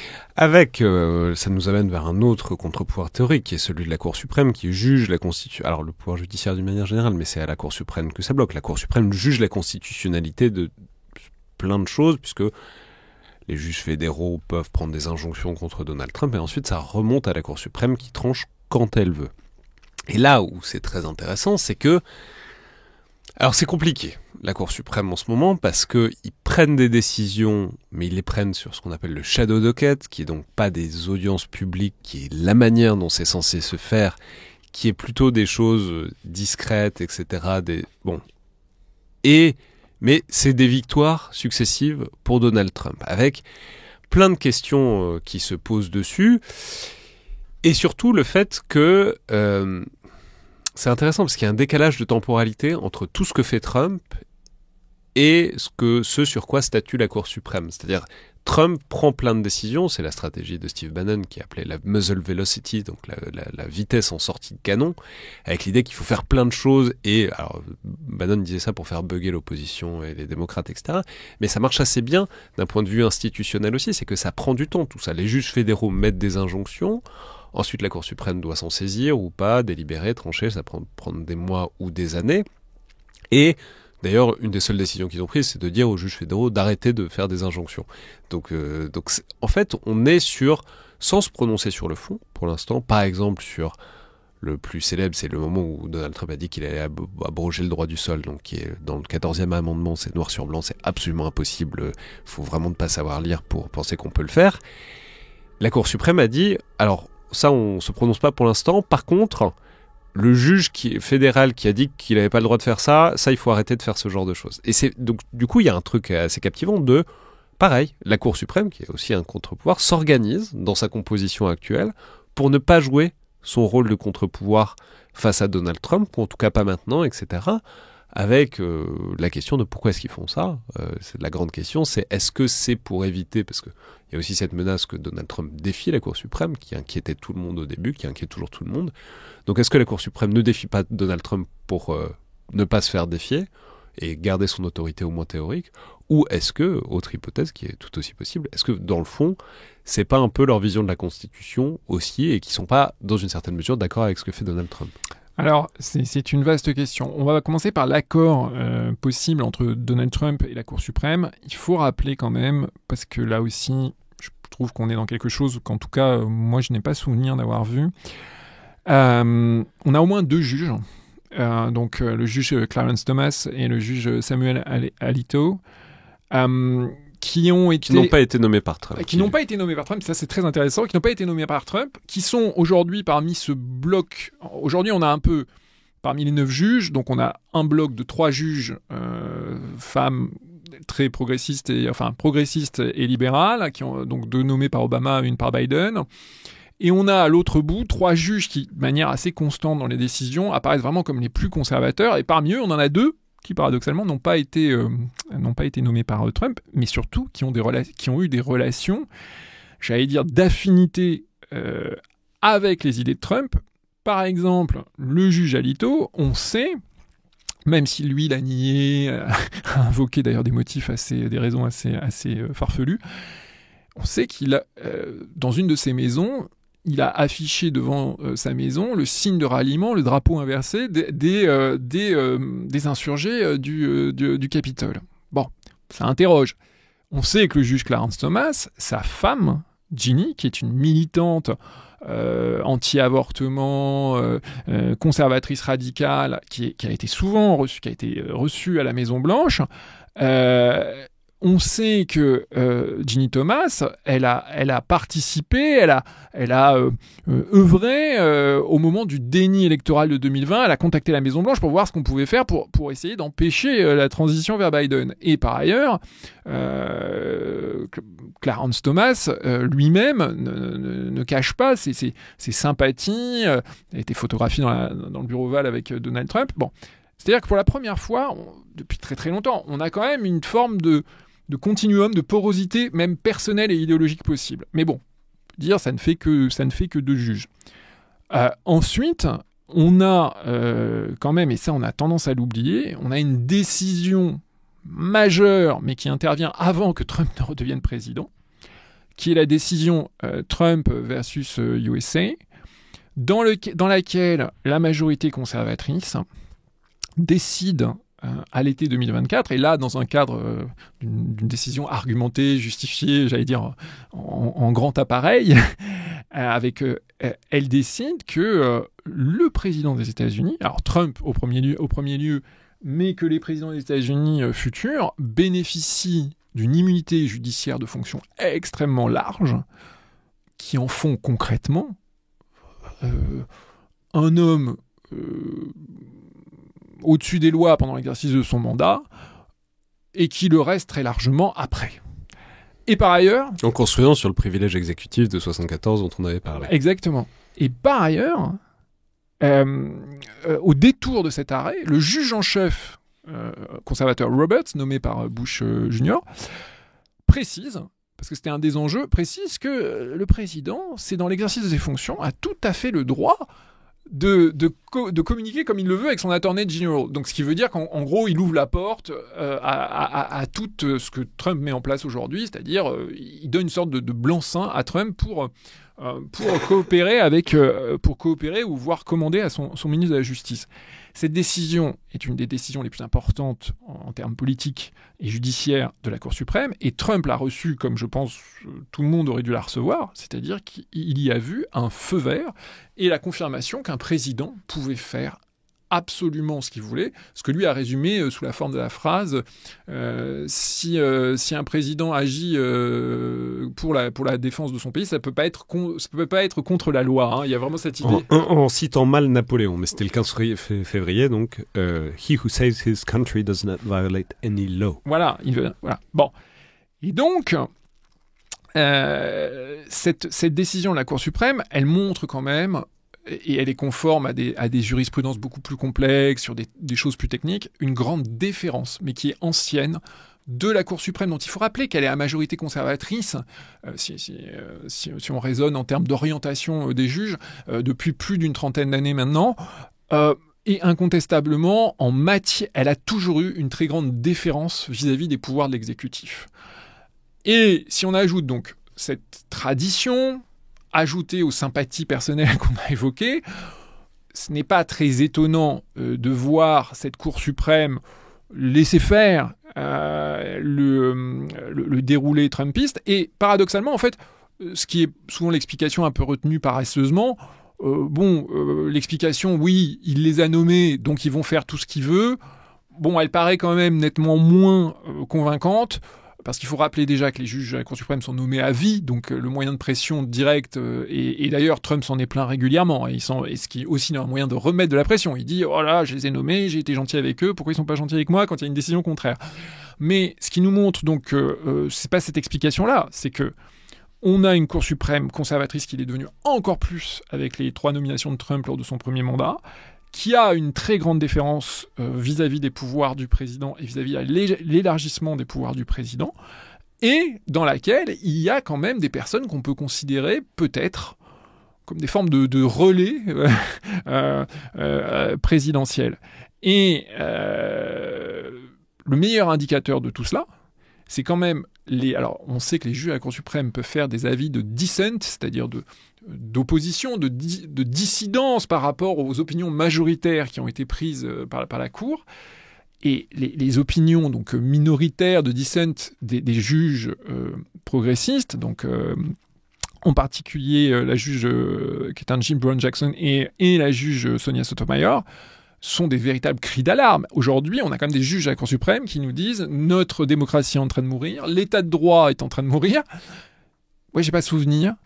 Et, ce qui est très important, avec des relations de plus en plus acerbes dans la manière dont les juges se répondent par écrit les uns les autres, où on voit que, on voyait tout à l'heure pour le Sénat, la culture bipartisane, la culture de bonne entente est en train de disparaître, y compris de la Cour, avec des mots très durs et violents qui sont parfois employés les uns envers les autres. Mais on a quand même des juges progressistes qui disent la Constitution est violée, la Cour prend des décisions qui mettent à bas la démocratie et l'état de droit. Ce n'est pas rien. Enfin, je veux dire, il y a 10 ou 15 ans, on ne voyait pas ça. Avec ce feu vert qui fait que, effectivement, Trump, du coup, pour lui, c'est open bar pour faire pression sur la justice de manière plus générale, puisque là, ces derniers jours, il a renvoyé un procureur fédéral qui refusait de mettre en cause. Il n'a pas refusé d'ouvrir l'enquête, il a ouvert les enquêtes, c'est juste qu'il a dit il n'y a rien sur ses adversaires politiques, donc James Comey, l'ancien directeur du FBI, Letitia James, la procureure de New York, et Adam Schiff, politicien de la minorité démocrate. Sénateur de Californie. Sénateur de Californie. Et du coup, il a viré ce procureur. Il a expressément à Pam Bondi qu'il fallait qu'il soit condamné, ces individus, qu'ils l'ont fait, et il faut qu'ils soient condamnés. Donc on arrive à un niveau c'est même pas de politisation de la justice, c'est globalement, c'est l'ancien régime, quoi. C'est la justice aux ordres. Donc, on n'est pas tout à fait encore sur la lettre de cachet où on emprisonne quelqu'un par décret. Enfin, globalement, si c'était possible, il le ferait, quoi. Enfin, on est à un niveau d'asservissement de la justice qui est sans précédent, je pense, dans l'histoire américaine. Oui, absolument. Alors, absolument. Il faut bien rappeler que... évidemment que, et ça nous amène aussi sur un des pouvoirs que le président a acquis au fil du temps. Bien sûr que les hauts fonctionnaires et que les magistrats qu'il nomme doivent être des relais loyaux des politiques qui mènent, tout en respectant l'indépendance de la justice. Mais en ce qui concerne les procureurs, il n'est pas illogique que les procureurs fédéraux, donc qui agissent sous l'autorité du ministre de la Justice, respectent et suivent les politiques publiques que le président en matière judiciaire, je ne sais pas, en matière de lutte contre le narcotrafic, en matière de lutte contre la criminalité, qui suivent ces instructions-là, ça paraît au contraire démocratique, évidemment. Bon. Mais là, on voit que c'est très différent, parce que ce qui s'est passé donc dans le ressort de Virginie-Orientale, c'est qu'effectivement, on avait un procureur qui avait été nommé par Trump lui-même, donc encore une fois, c'est pas un vestige de Biden caché qui mènerait une forme de guérilla interne. Non. C'est un procureur qui avait été nommé par Trump sur une base intérimaire. Alors ça, il abuse aussi beaucoup des nominations intérimaires parce que ça met les gens sous pression et ça permet d'être plus facilement, sous pression du politique. Bon, mais qui menait, par exemple, en termes d'immigration illégale, ce procureur du ressort de Virginie-Orientale était extrêmement zélé, faisait des communiqués pour dire qui l'avait expulsé, pourquoi, il suivait vraiment la politique à la lettre. Vous l'avez rappelé, c'était effectivement, il a ouvert l'enquête, il n'a pas dit non, je ne ferai jamais ça, etc. Il a cherché. Il n'a pas trouvé, exactement d'ailleurs comme le ministre de la Justice du premier mandat, Bill Barr, avait, quand Trump lui a dit l'élection a été truquée, j'en suis sûr, enquêtez. Il a fait enquêter. Et ce qui a été extraordinaire, c'est que la scène a été décrite. Barr vient voir le président est en train de dîner, et il lui dit j'ai rien, j'ai pas trouvé de preuves. Et là, on a la même chose. Donc c'est simplement des gens, attention, faut pas en faire des résistants. Bon, c'est simplement des gens qui font leur boulot de procureur ou de procureur général, qui ne trouvent pas de preuves, qui viennent rapporter qu'ils ne trouvent pas de preuves, et donc à ce moment-là, ils sont considérés comme déloyaux. Et on voit bien la nuance. Il veut pas une obéissance politique ou une obéissance à, un respect de sa politique. Il veut une loyauté personnelle, c'est-à-dire j'exige, vous faites. Pourquoi ? Parce que vous êtes loyal à moi et non pas à l'éthique de votre fonction ou voire à la Constitution. Et c'est ça l'enjeu depuis toujours. Et donc là, il vient de remplacer ce procureur par intérim par un de ses anciens avocats privés, extrêmement jeune, dont en fait on comprend qu'il sera beaucoup plus docile et conforme aux exigences de Trump. Et c'est ça aussi qui frappe, c'est que le ministère de la Justice, donc qui supervise le travail des procureurs fédéraux, le numéro 2 du ministère de la Justice aujourd'hui, est l'un des 2 anciens avocats en chef de Trump dans ses dossiers privés en 2024, ce qui va à l'encontre de tout ce qui avait été mis en place à l'époque du Watergate. La ministre de la Justice actuelle, même si elle apparaît peut-être un petit peu plus distante, Pam Bondi, avait été dans son équipe de défense lors du premier impeachment de 2020. Et par ailleurs, là on est sur les équipes, de poursuite judiciaire du ministère de la Justice, mais il y a aussi quelque chose de très intéressant, c'est que Donald Trump a fait nommer et approuvé par le Sénat son autre avocat, privé, qui était responsable de sa défense l'année dernière, Emil Bove, vient d'être nommé juge fédéral en cour d'appel.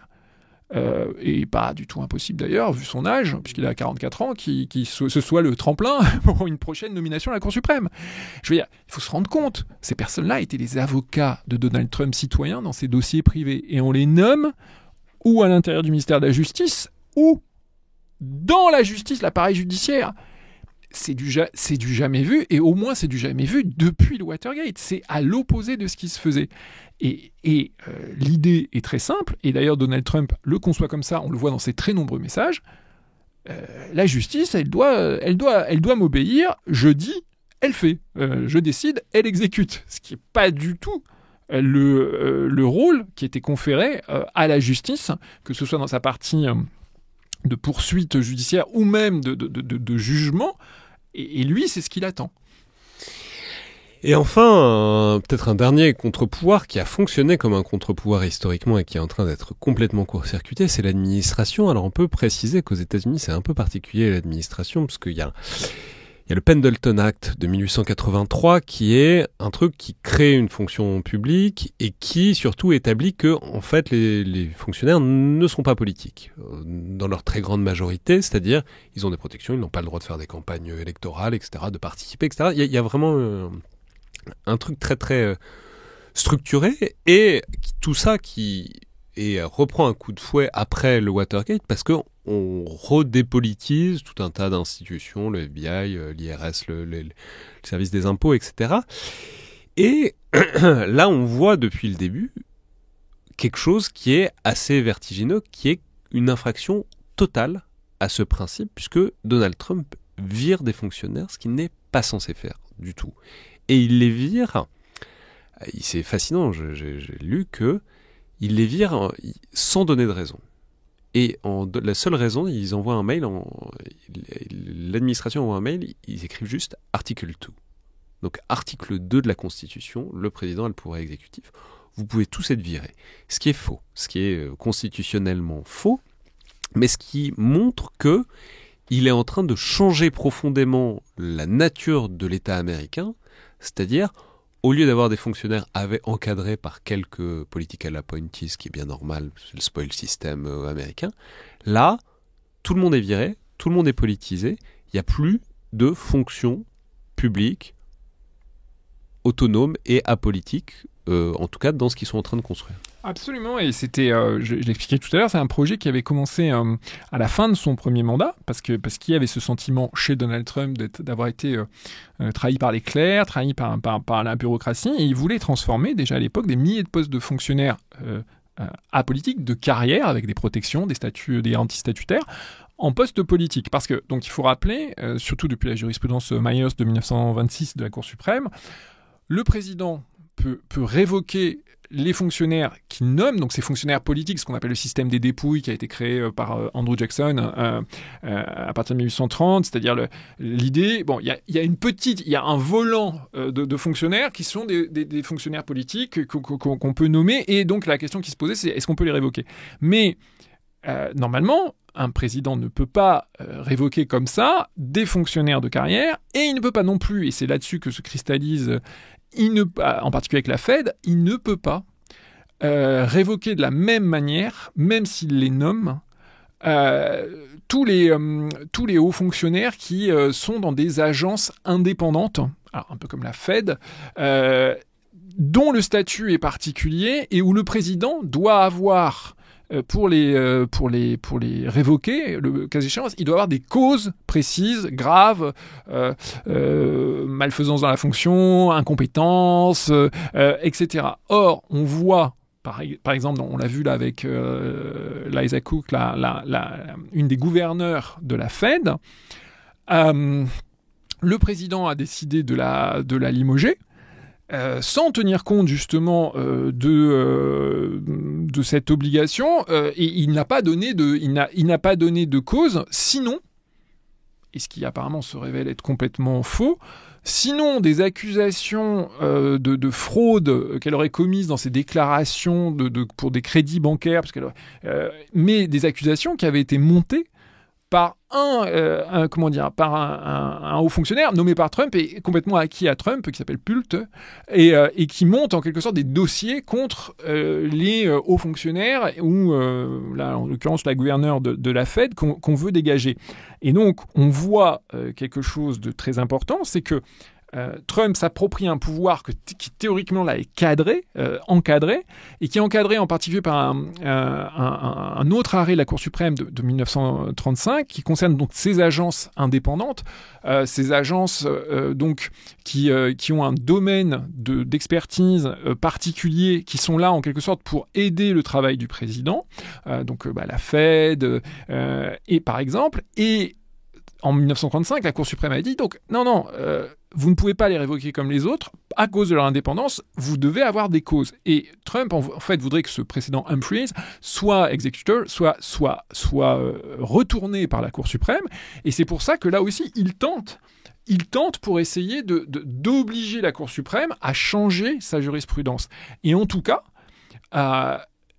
il nie complètement le concept d'agence indépendante. Dans le cas de la Fed, on le sait, c'est parce qu'il est furieux. Il veut que la Fed, en fait, Trump, même dans son cadre privé, a toujours été un homme des faibles taux d'intérêt. Il veut de la monnaie, il veut que la monnaie inonde en permanence l'appareil économique, de l'appareil économique, que le crédit soit facile.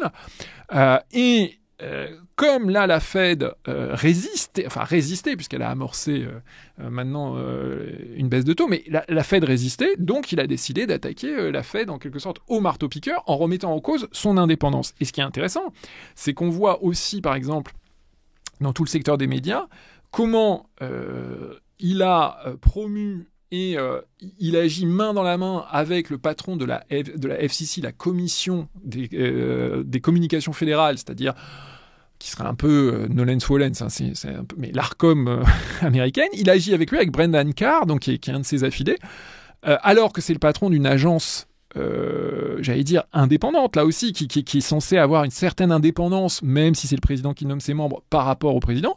Là, ils agissent de concert pour recomposer le paysage médiatique. Et comme vous l'expliquiez tout à l'heure, premièrement, il le fait parce qu'il se dit peut-être à terme, ça va remonter jusqu'à la Cour suprême, et la Cour suprême fera des revirements de jurisprudence qui me seront favorables. Et deuxièmement, le temps qu'il le fasse, eh bien, j'avance tel un char, j'avance et j'écrase tout ça sur mon passage. Et c'est là, c'est le dernier, enfin, c'est censé être le quatrième pouvoir, enfin, le contre-pouvoir, c'est-à-dire la liberté de la presse, qui est garantie par le premier amendement, enfin, voilà. Mais avec là, on voit effectivement se passer quelque chose. Alors ça s'est passé dans le week-end, même un peu avant, avec Jimmy Kimmel, qui est donc une émission extrêmement... Enfin, c'est les late night talk shows qui ont des problèmes par ailleurs en termes de baisse d'audience, donc ça les rend plus vulnérables que d'autres. Mais donc avec des menaces, pas voilées d'ailleurs, du président de la FCC, il a dit on peut faire ça the easy way or the hard way. Donc il faut qu'il dégage, parce que Jimmy Kimmel avait fait une remarque, d'ailleurs même pas une blague sur l'assassin de Charlie Kirk. Incorrect, mais il pouvait pas le savoir à ce moment-là. Il disait qu'il était de droite. C'était avant qu'on sache qu'il était probablement plutôt d'extrême gauche. Et ce qui veut dire, et ce qui se surimpose sur un tas d'affaires où des grands groupes, donc Disney, etc., ont versé de l'argent à Donald Trump dans des poursuites qu'il avait entamées, essentiellement pour pas qu'il les emmerde dans leurs affaires de fusion, parce que c'est des gros trucs capitalistiques, donc il y aurait des grosses fusions qui sont soumises à l'approbation de la FCC. Et c'est encore un peu ça pour cette histoire. Là, récemment, on va pas entrer dans le détail, mais c'est les distributeurs syndiqués qui avaient besoin de l'approbation de la FCC. Bon, ok. Mais donc là, on arrive, et d'ailleurs peut-être on arrive à un point de rupture, parce qu'il y a eu un très très gros backlash là depuis quelques jours, notamment à Hollywood, parce que c'est... Voilà. Voilà, là, si l'État est capable de faire pression pour ça, pour supprimer... Et c'est même pas c'est là que c'est intéressant, c'est que c'est pas de la cancel culture. On parle beaucoup de la cancel culture, etc., de pression pour... Non, là, c'est pas de la cancel culture, c'est de la censure. C'est officiellement de la censure que un officiel dise à une chaîne... C'est exactement comme ça que ça se passait à l'époque du McCarthyisme, essentiellement, mais aussi absolument dans tous les pays dictatoriaux du monde. Donc c'est une pression d'un officiel pour enlever quelqu'un de l'antenne pour des propos qui ont été jugés désagréables. Et là se pose donc la question de, ok, c'est quoi les limites ? Et quand est-ce que quelqu'un va résister à quelque chose ? Parce que si même tout l'argent privé du monde, c'est-à-dire Disney, etc., n'est pas capable de résister à cette pression de l'État fédéral, par ailleurs en complète dissociation avec ce que les républicains prétendent depuis toujours, c'est-à-dire qu'ils veulent liberté, etc., un État au contraire qui se dissocie, qui se retire. Bon, qu'est-ce qui reste comme contre-pouvoir dans ces États-Unis-là, quoi ? C'est ça la perspective, et c'est pour ça qu'on peut parler incontestablement. Alors, comme je dis toujours, certains ici ou de l'autre côté de l'Atlantique s'en réjouiront peut-être, ça c'est pas mon problème, mais on a une évolution illibérale et qui pourrait devenir autoritaire si on fait une nuance de degré entre les deux, c'est-à-dire que dans une forme illibérale, il y aurait une atténuation très forte des contre-pouvoirs, puis la forme autoritaire, c'est un peu l'achèvement avec la disparition totale des contre-pouvoirs. Il y a une notion qui n'est pas inutile là-dedans, qui est ce qu'on appelle l'autoritarisme compétitif. Notamment, il y a un excellent article de Steven Levitsky et de Lucan Way dans Foreign Affairs qui date du début d'année, qui explique l'autoritarisme compétitif, c'est pas qu'il n'y a pas d'élections, il y a toujours des élections, elles sont relativement libres, c'est juste que le pouvoir, l'incumbent, le président sortant a tellement de leviers pour tilter la machine, pour l'orienter, que c'est juste pas très juste, c'est pas très honnête. Mais c'est en Hongrie, il y a toujours des élections. Enfin, je veux dire, il y a plein d'endroits où il y a des élections et les gens peuvent perdre. En Pologne 2023, le parti sortant perd, ça arrive. C'est juste que c'est pas des free and fair elections. Et c'est ce qu'on appelle l'autoritarisme compétitif. La Turquie est un très bon exemple de ça, par ailleurs. Exactement. Et il faut rappeler, pour répondre d'abord, il faut rappeler les liens extrêmement étroits. Alors, on ne va pas rentrer sur les thèses variées vis-à-vis de Poutine, mais les liens extrêmement étroits qu'entretient depuis 4-5 ans Viktor Orban, hongrois, Premier ministre hongrois, qui a établi donc cette espèce de forme de régime autoritaire, mais qui reste membre de l'Union européenne. Bon, on connaît le dossier, mais Orban a été en contact direct avec le Parti républicain, avec les grands think tanks conservateurs, et a véritablement irrigué la seconde campagne Trump. Et il représente en bien des choses le modèle, et d'ailleurs Trump ne rate que rarement une occasion de le couvrir de louanges. Si on reprend le reste, ce qui s'est passé avec l'affaire Jimmy Kimmel, il faut d'abord fixer un cadre. Bon, donc aux États-Unis, le premier amendement de la Constitution dit que le gouvernement ne pourra jamais faire de loi qui nuisent à la liberté d'expression. C'est-à-dire que le principe, c'est que tout peut être dit, sauf dans de rares exceptions qui ont été définies par la suite par la jurisprudence de la Cour suprême. Et exceptions qui sont là pour en quelque sorte permettre une forme de vivre ensemble, de vivre en société. Bon, voilà.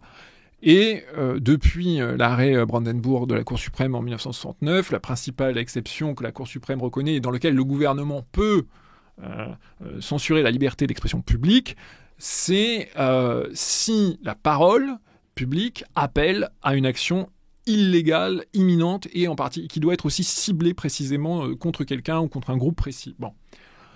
Donc c'est un standard, on comprend, extrêmement élevé. Donc en gros, vraiment la liberté d'expression est la règle absolue. Et elle est tellement la règle absolue, et on va comprendre l'enjeu dans l'affaire Charlie Kirk, c'est que en 2011, dans une affaire, donc dans l'affaire, dans l'arrêt Snyder, la Cour suprême a conclu que même dans le cas de paroles publiques extrêmement choquantes, extrêmement blessantes, il s'agissait là de manifestants en fait du Kansas, d'une église, d'un pasteur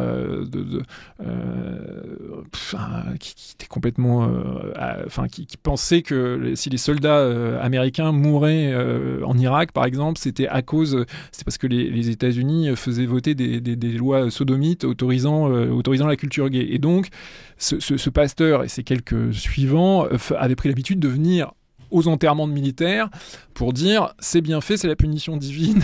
Voilà.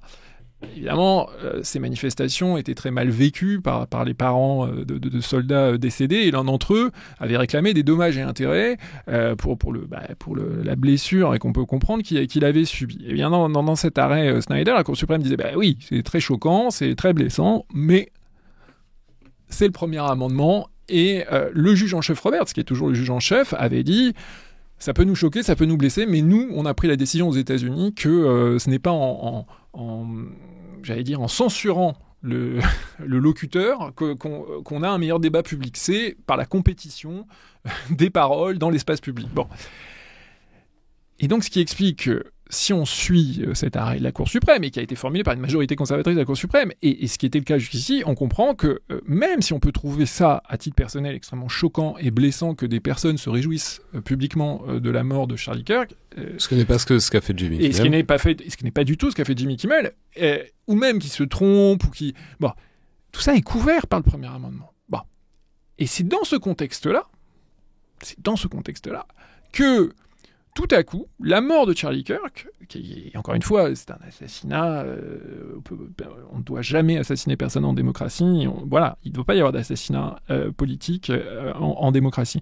Mais ce qui se passe avec Charlie Kirk, c'est tout à coup, les républicains disent « Nous sommes les champions du premier amendement, mais nous allons définir, et vraiment c'est ce qu'ont dit Trump et Vance, maintenant, ceux qui s'opposent à nous, et ceux qui en particulier se sont moqués, ont approuvé la mort de Charlie Kirk, ceux-là ne sont plus couverts par le premier amendement. » C'est quand même quelque chose d'extrêmement paradoxal, qu'on pourrait résumer par une formule lapidaire, c'est-à-dire le premier amendement pour nous, mais pas pour ceux d'en face. Donc évidemment, c'est extrêmement gênant. Et c'est exactement par ailleurs contradictoire aux antipodes de ce que disait Charlie Kirk pendant toute sa vie. Exactement.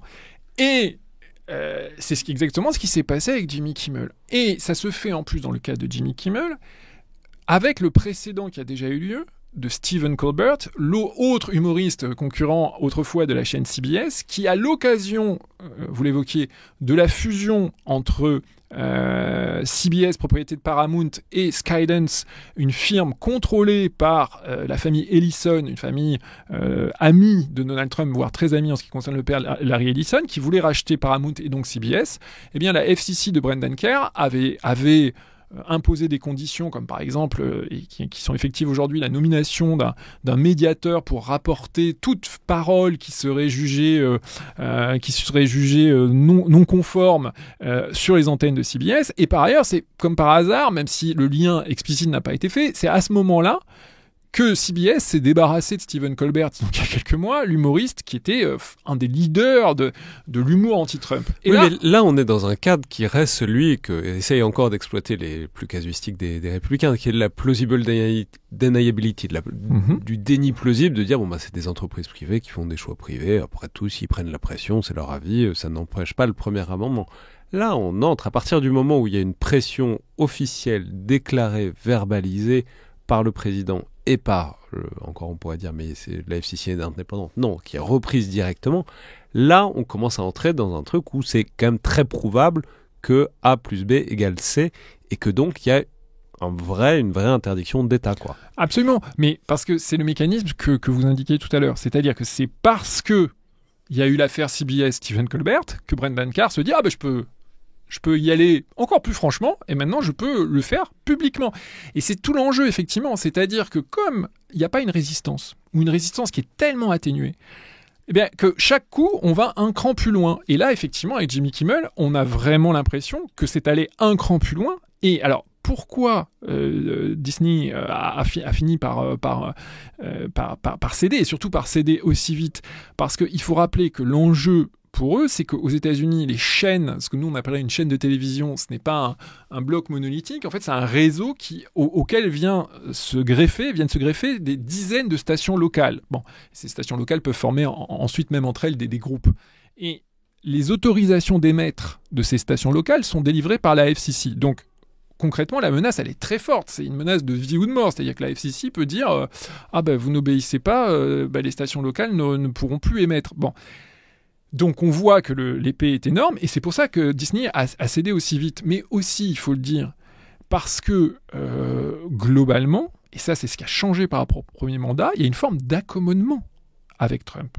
Je veux dire, on l'a un peu oublié, mais au premier mandat, beaucoup de grandes entreprises et de grandes entreprises de médias, Jeff Bezos, propriétaire d'Amazon, laissait le Washington Post sortir enquête sur enquête contre Donald Trump lors de son premier mandat. Lors du premier mandat, les télévisions, que ce soit CNN, que ce soit NBC, rivalisaient pour soumettre Trump à la transparence et à la question. Et il y a eu un véritable revirement dans une atmosphère de concentration oligopolistique des médias, c'est-à-dire que ce qui a changé, c'est qu'on a eu une concentration qui s'est poursuivie et qui semble vouloir se poursuivre, puisqu'aujourd'hui, on a appris il y a quelques jours que Skydance, la firme, je rappelle, de la famille Ellison, une famille de milliardaires amis de Donald Trump, qui a déjà racheté Paramount et CBS, est sur le point de faire une offre pour racheter Warner Discovery, propriétaire de CNN. Donc c'est dans cette atmosphère de concentration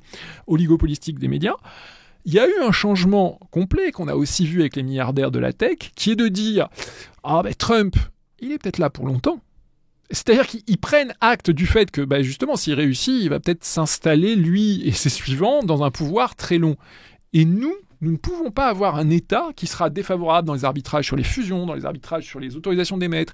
Donc il y a eu un revirement complet de ces grandes firmes industrielles et de médias qui, au premier mandat, s'étaient dit et qui avaient été confortés en quelque sorte par le remplacement par Biden, pouvaient se dire Trump, ça aurait été 4 ans d'une expérience. Maintenant, ils se projettent. Ils sont aidés par Trump qui entretient le doute sur sa poursuite, mais au-delà de Trump qui est déjà âgé, on voit bien qu'avec Trump, avec lui, après lui sans doute Vance, il y a la possibilité d'un pouvoir qui, s'il réussit, s'installe dans la durée, et donc avec lequel il faut forcément composer. Et c'est ça qui est en train de se passer, et ça a complètement changé. Ce qui était, et c'est le plus frappant, lors du premier mandat, une opposition quand même très forte, où les médias jouaient leur rôle de contre-pouvoir façon Watergate. Et alors, on pourrait parler de tellement d'autres choses, mais là, ça fait déjà plus d'1h30 qu'on discute, mais il y a aussi toute la question dans ce cadre impérial de la mobilisation de la garde nationale dans un certain nombre d'endroits et la manière... Mais bon, ça, à la rigueur, c'est constitutionnellement moins inédit, moins baroque, même si, sur un territoire national, ça l'est un peu, mais pas tant que ça, donc voilà. Mais en fait, tout ça pose au fond une question assez centrale, qui est le fait que il y a les lois, il y a l'esprit des lois, et il y a l'esprit des institutions, et ce dont les pères fondateurs étaient très conscients, le fait que les institutions ne survivent pas par elles-mêmes si il n'y a plus personne qui veut bien les appliquer, qui veut en toute bonne foi. Et c'est un peu cette... c'est ce qu'on appelle les conventions, c'est ce qu'on appelle l'establishment avec tous ses défauts, etc. C'est l'idée qu'il y a un esprit qui se transmet de génération en génération, et l'idée que les gens veuillent travailler les uns avec les autres à l'intérieur d'un cadre de bonne foi et avec certains principes et certaines lignes rouges et certaines barrières. Et au fond, là, il y a une sorte de démoralisation paradoxale, puisque c'est des républicains qui parlent de morale tout le temps, normalement, mais il y a une absence de morale transcendante et de valeur qui fait que un système qui est fondé sur la bonne foi et des motivations à faire respecter cette bonne foi, il y a des incentives aussi. Mais quand ça disparaît, il va falloir quelque chose pour recréer un consensus et recréer ces valeurs, parce que sinon, les institutions elles-mêmes ne sauvent personne s'il n'y a personne pour les faire appliquer. Oui, absolument. Alors, il y a peut-être et là, vraiment, en faisant un travail historique, mais avec des hypothèses qui devront être validées dans le temps, il y a peut-être une façon de comprendre tout ça aussi, parce que je pense qu'on a peut-être, en appelant le parti actuel de Trump le parti républicain, je pense qu'il y a peut-être une erreur qui est faite, parce qu'il faut bien voir que quand Trump présente sa candidature en 2015, il est redevenu républicain depuis quelques années, il est inscrit comme électeur républicain à New York, mais enfin, il n'est pas plus républicain, il a été indépendant, il a été démocrate. Trump, il a un profil et il a une façon de faire, par son statut de milliardaire, par ses idées d'insurgent. Il renouvelle cette formule de candidat anti-système qu'ils appellent insurgent, rebelle. C'est pas du tout un républicain. Et aussi bien en matière de en politique étrangère, en politique commerciale avec son protectionnisme, il est aux antipodes de ce qui a défini le républicanisme depuis Reagan et même depuis Nixon sur ce point de vue-là. Il faudrait peut-être se dire qu'il y a eu la captation d'une machine partisane, d'ailleurs une machine, des locaux, des raisons sociales, etc., par un homme, Trump. Mais aujourd'hui, ce n'est pas tant un parti républicain qu'un parti trumpiste. Et en termes politiques, ça signifie aussi, et c'est un cas d'école assez intéressant, vous citiez Levitsky, par exemple, et Ziblatt, etc., ils ont beaucoup travaillé là-dessus. On a un parti, on a un homme qui est quand même incontestablement de droite nationaliste, populiste, qui s'identifie à l'extrême droite et qui a conquis le conservatisme de l'extérieur, c'est-à-dire qu'il a pris ce parti. Alors, sans doute que ce parti avait déjà suffisamment évolué pour être ainsi pris par l'extrême droite. Mais ce qui veut dire qu'aujourd'hui, ce parti, il faudrait peut-être cesser de l'appeler républicain, et ce parti-là, le parti de Trump, avec derrière lui par exemple Stephen Miller, je vais y revenir, lui, il n'a que faire du consensus, parce que pour lui, il n'est pas dans une vision de consensus et de faire fonctionner. Il est vrai que Stephen Miller, lors des funérailles de Charlie Kirk, a été extrêmement violent dans ses mots, mais c'est pas la première fois. Il y a 3 semaines, à la télévision, il a dit du Parti démocratique, c'est le parti des non-américains, c'est un parti un-américain, non-américain, c'est le parti des immigrés illégaux et de tous ceux qui haïssent les États-Unis. Je veux dire, c'est quand même le principal conseiller politique de la Maison-Blanche, dont on a murmuré à un moment qu'il pourrait même devenir conseiller à la sécurité nationale, qui désigne le principal parti d'opposition, qui le disqualifie par essence, qui l'essentialise et qui le disqualifie par essence. Il faut bien se rendre compte qu'à partir de ce moment-là, il n'y a pas de valeur commune et il n'y a pas l'intention d'en chercher. Donald Trump le dit toujours. Quand en ce moment il qualifie la gauche radicale, etc., il les désigne comme non-américains. Il a déjà désigné bien des fois les démocrates comme non-américains, comme le parti ennemi, pas rival, ennemi. Ce sont des ennemis. Et donc, il faut garder en tête que, mais je pense, voilà, c'est un peu un continuum historique. On a là un groupe qui est venu de l'extrême droite culturelle, avec Bannon en particulier, qui menait ce combat de reconquête culturelle, qui ont pris d'assaut, et avec un peu manière pirate, en 2016, un parti conservateur, qui avait certes déjà énormément évolué vers la droite, mais voilà, en lui imposant des thèmes qui étaient complètement inconnus et minoritaires dans ce parti, comme par exemple la lutte contre l'immigration, l'aspect identitaire, nativiste, c'est-à-dire le refus de toute nouvelle immigration, et qui aujourd'hui, ayant désormais bien les mains sur l'État, ayant repeuplé avec des gens gagnés à ce logiciel idéologique-là, qui mènent un véritable combat, j'allais dire, contre des ennemis. Et on retrouve ça aussi lors des funérailles de Charlie Kirk, avec la notion qui est omniprésente depuis la tentative d'assassinat contre Trump, de croisade religieuse. C'est-à-dire qu'on n'est pas avec des gens avec qui on partage des valeurs communes, on est avec des gens qui sont des ennemis au sens religieux. Et donc, de ce point de vue-là, si on admet ce schéma-là, ce n'est guère étonnant. Merci beaucoup, Corentin Célin, sur ces paroles inspirantes et optimistes. Et voilà, c'est très positif comme fin. Mais bon, c'est le contexte. On peut vous suivre vos chroniques sur lesjours.fr, excellent site, abonnez-vous au jour.fr, et puis vous suivre évidemment, notamment sur Twitter et Blue Sky. Merci beaucoup. C'était donc Le Collimateur, un podcast produit par Alexandre Jublin et distribué par Binge Audio. Comme d'habitude, toutes les remarques et commentaires sont bienvenus par mail sur les réseaux sociaux, sur Apple Podcast. Laissez des commentaires sur Apple Podcast, c'est très utile, sur Spotify aussi, et sur YouTube où tous les épisodes à peu près sont désormais en vidéo. Merci à toutes et tous, et à la prochaine fois.